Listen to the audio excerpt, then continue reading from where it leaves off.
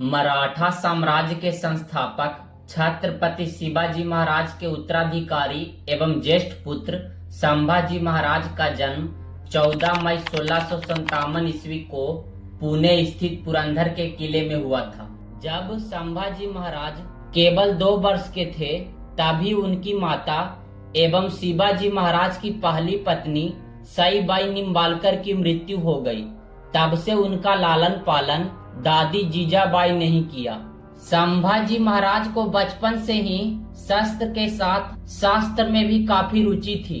उन्होंने बहुत कम आयु में ही 10 से अधिक भाषाओं का ज्ञान प्राप्त कर लिया था तथा कई प्रसिद्ध ग्रंथ जैसे बुद्धभूषणम एवं नक्षिका इत्यादि लिख डाले।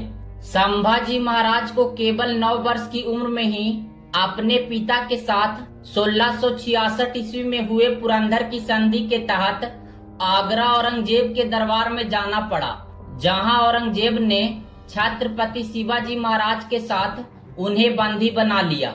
लेकिन वे कुछ ही दिनों में अपने पिता के साथ मुगलों के कैद से निकलने में सफल रहे। कुछ समय बाद पुनः छत्रपति शिवाजी महाराज एवं औरंगजेब के बीच संधि हुई और संभाजी महाराज को मुगल सेना का मनसबदार बनाया गया। लेकिन यह समझौता भी आगे चलकर समाप्त हो गया।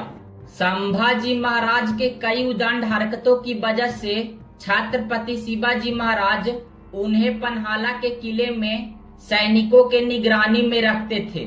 इसी बीच 3 अप्रैल 1680 ईस्वी को छत्रपति शिवाजी महाराज की मृत्यु के बाद कुछ षड्यंत्रकारियों ने संभाजी महाराज के छोटे एवं सौतेले भाई राजा राम को नया महाराज बनाने की कोशिश की।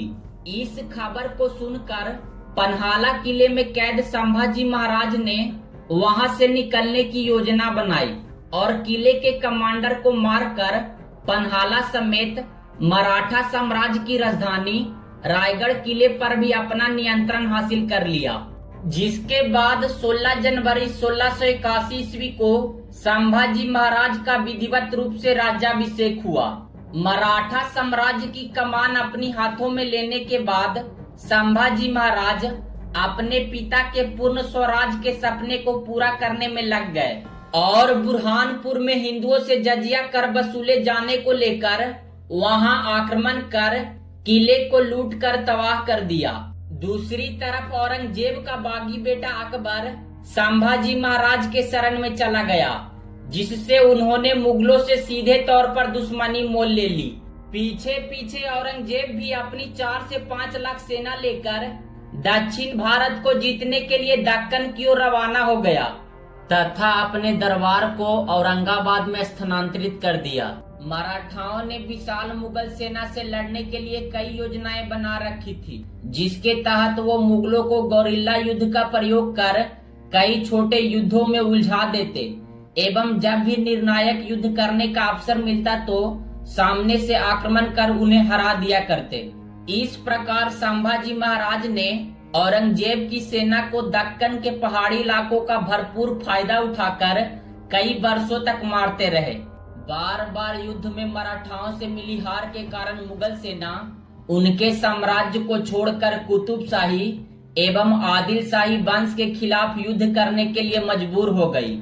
इस बीच संभाजी महाराज ने मुगलों के अलावा अन्य कई बड़े साम्राज्यों से युद्ध किए, जिसमें पुर्तगालियों के साथ युद्ध, जंजीरा के सिंधियाओं से संघर्ष एवं मैसूर का युद्ध इत्यादि शामिल है। लेकिन फरवरी 1689 ईस्वी को जब संभाजी महाराज अपने मित्र एवं सहायक कवि कलश के साथ कुछ सिपाहियों को लेकर एक गुप्त रास्ते से जा रहे थे कि अचानक मुगल सेना ने मरकब खां की अगुवाई में एक बड़ी सेना लेकर उन पर संगमेश्वर में हमला कर दिया, जिसकी खबर मुगलों को संभाजी महाराज के संबंधी गनोजी सिरके एवं अन्य विश्वासघातियों ने दी।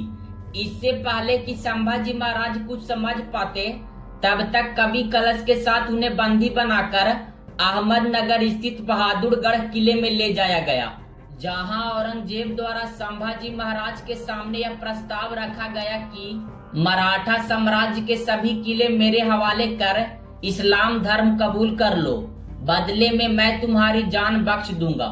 लेकिन संभाजी महाराज ने इस प्रस्ताव को मानने से इनकार कर दिया, जिसके परिणाम स्वरूप कवि कलश के साथ उन्हें बेहुदा कपड़े पहनाकर पूरे शहर में घुमाया गया तथा पत्थरों एवं भाले से उन पर अनगिनत वार किए गए।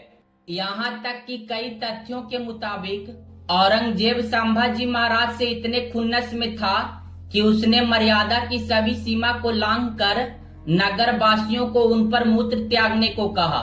फिर भी संभाजी महाराज उसके सामने नहीं झुके तो औरंगजेब ने उनके जीभ कटवा दिए, आंख निकाल ली एवं धीरे धीरे कर उनके हाथों एवं पैरों की सभी अंगुलियां कटवा दी और अंततः औरंगजेब ने उनके सामने हार मान लिया।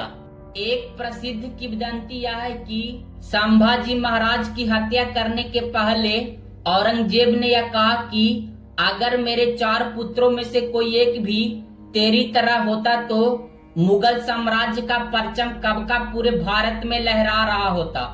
11 मार्च 1689 ईस्वी को औरंगजेब ने संभाजी महाराज एवं कवि कलश की निर्मम हत्या कर उनके शरीर के कई टुकड़े कर दिए एवं नदी के पास फेंकवा दिया, जिसे मराठाओं ने सील कर अंतिम संस्कार किया।